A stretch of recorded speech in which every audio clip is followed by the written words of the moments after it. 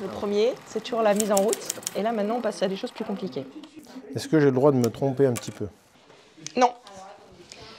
Alors, pourquoi je vous dis non? Prenez le temps de réfléchir. Et quand vous le posez, je veux que vous soyez sûr. Ok? Je veux que ce soit quelque chose de réfléchi, de construit, et que ce ne soit pas un peu du pif et on corrige après. Ok. Alors ici, c'est tout rouge. Ici, il y a un triangle. Et pas un triangle rouge. Donc, c'est sûr que c'est ce triangle-là. Très bien.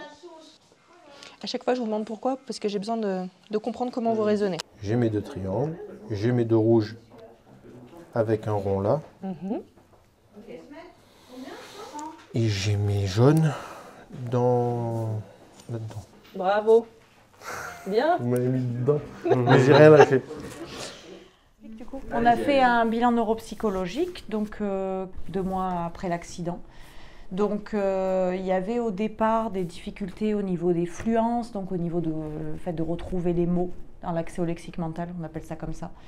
Là, ça s'est normalisé. On a passé 1h30 à faire un bilan, que ce soit au niveau pour donc bilanter la mémoire, pour bilanter la vitesse de traitement, les capacités visio-spatiales, pour bilanter aussi les capacités d'inhibition. Donc tout ce qui est fonction exécutive, c'est tout ce qui nous permet de faire le lien avec notre environnement. Donc planification, l'inhibition, les troubles attentionnels, etc. s'il y en avait. Ce qui est important à noter aussi, c'est qu'il n'y a aucune fatigabilité cognitive au bout d'1h30. Donc ça, c'est quand même très chouette, surtout après un trauma crânien, il n'y a pas de vitesse de traitement ralenti, alors que ça peut être le cas.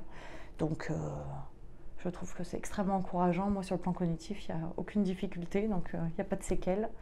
Voilà, je conclus là-dessus. Peut-être le reste de la journée, je vais faire... Voilà. Oui. Et après, une séance de sport ce matin intensive, donc c'est important de noter qu'il était fatigué en arrivant, et franchement, il s'est super bien débrouillé.